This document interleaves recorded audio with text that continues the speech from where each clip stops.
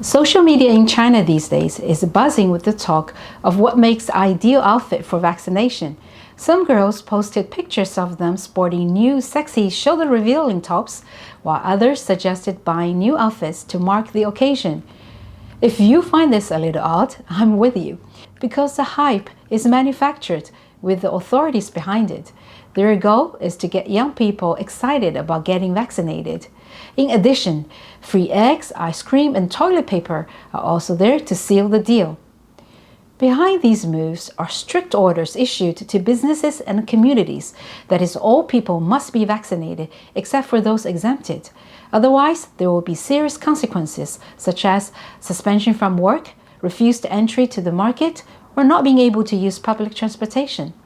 Yet despite all the effort, the vaccination rate remains low in China, under 5%. This is surprising considering that China was one of the first countries working on vaccines. What is holding the Chinese people back? How effective are the Chinese vaccines? And did China manage to help other countries as promised? I'm Sharon, and this is Straight Talk. Getting people to vaccinated against coronavirus turns out to be more challenging than expected for the Chinese authorities. What's the holdup? Chinese do not trust vaccines made in China. For one, people can't seem to get basic information such as the efficacy rates of the vaccines. The only data that came through was from overseas health institutions, and not without struggle. A few days ago, Brazil Butantan Institute finally published a report that put Sinovac Biotech's vaccine at an efficacy rate of only 50.7%, meaning half of the people getting the vaccine will not be protected from contracting the virus. Researchers in Brazil said a confidentiality clause in the Sinovac agreement prevented them from reporting the results on time. If you think the efficacy rate for Sinovac is low, wait until you hear about the rates for Sinopharm's two vaccines. Are we ready? 33.3% and 11.5% respectively. This was revealed by the head of Peru's National Institute of Health, Ernesto Bustamante, to Peruvian media based on reports from the clinical trials. What is the point of taking them really, right? But interestingly, Peru's foreign ministry tweeted later saying that the efficacy rate of Sinopharm vaccines was more than 79% and urged the people not to listen to non-official sources. Actually, just a few months prior, UAE regulators said that Sinopharm vaccines was 86% effective. Which one do you believe, the health professionals or the governments? I think I have the answer, and more importantly, the reason why lies were told. I will share with you later in this video. Besides efficacy, side effects associated with the vaccination are hushed up too. Would you believe it if I told you out of the 100 million doses that have been given to 50 million Chinese residents, there was not a single incident of severe side effect or death? That is exactly what the Chinese official record said. Thankfully, Hong Kong has not completely lost its freedom press yet, and from them we get a glimpse of truth. Roughly 400,000 people in Hong Kong received the Sinovac vaccine. 14 deaths have already been recorded, and over 200 have been hospitalized with severe reactions.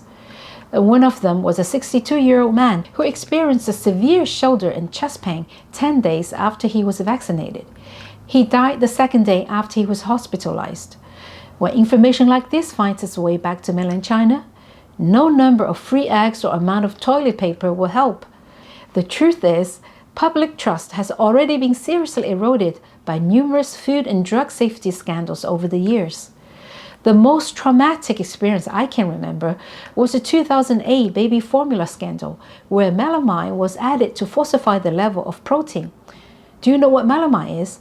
It is an industrial ingredient frequently used in laminated flooring.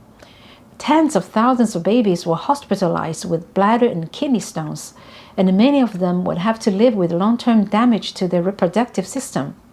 Until today, many Chinese families still steer clear of domestic baby formula and opt for more expensive imported brands.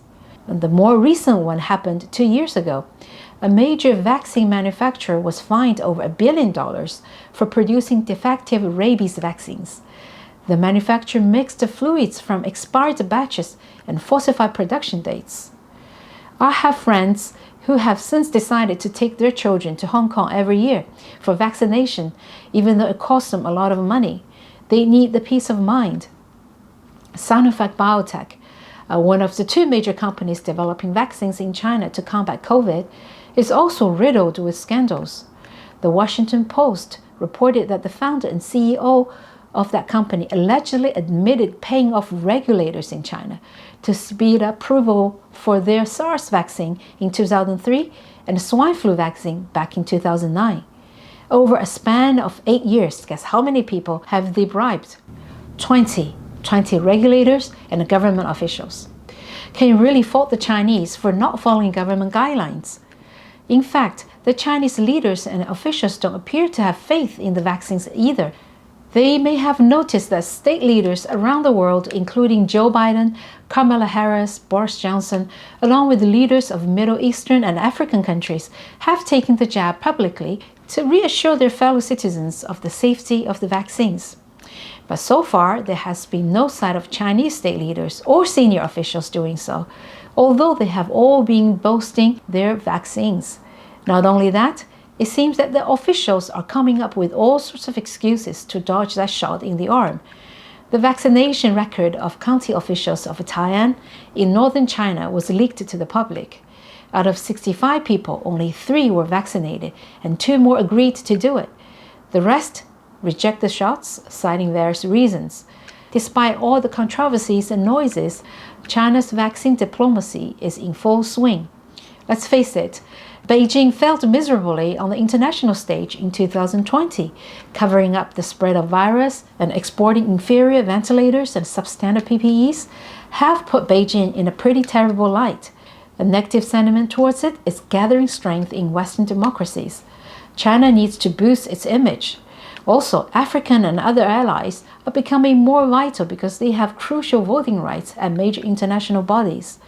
These reasons prompted China's President Xi Jinping to promise to help its allies to battle their COVID crisis by offering them vaccines in May last year, before any of its vaccines had reached phase 3 yet. Last month, Foreign Minister Wang Yi said China has donated vaccines to 69 developing countries. Sounds really grand, doesn't it?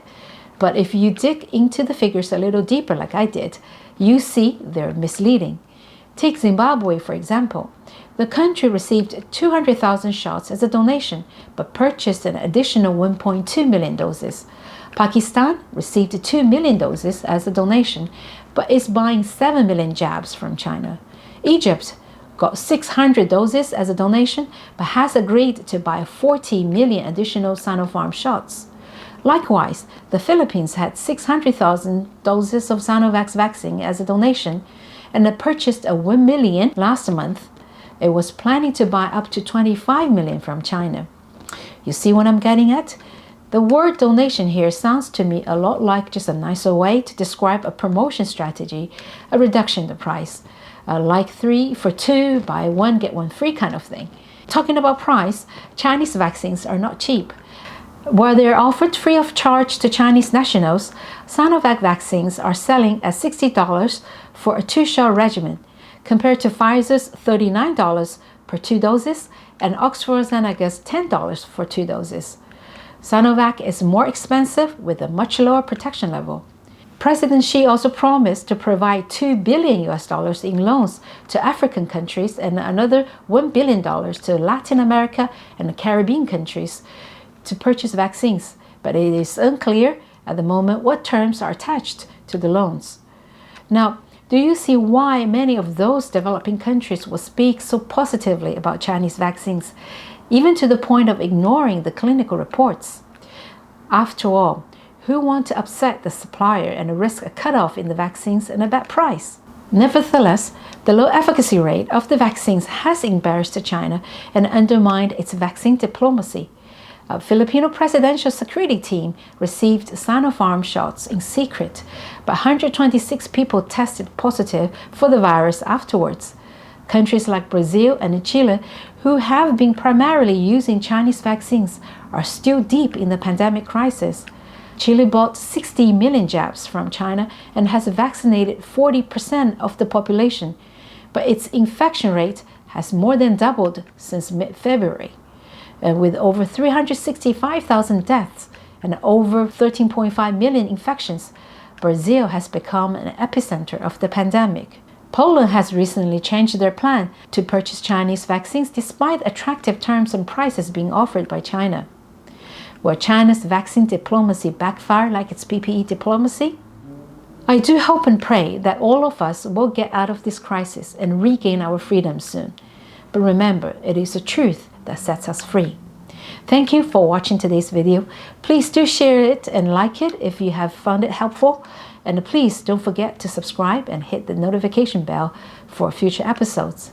Until next time, take care.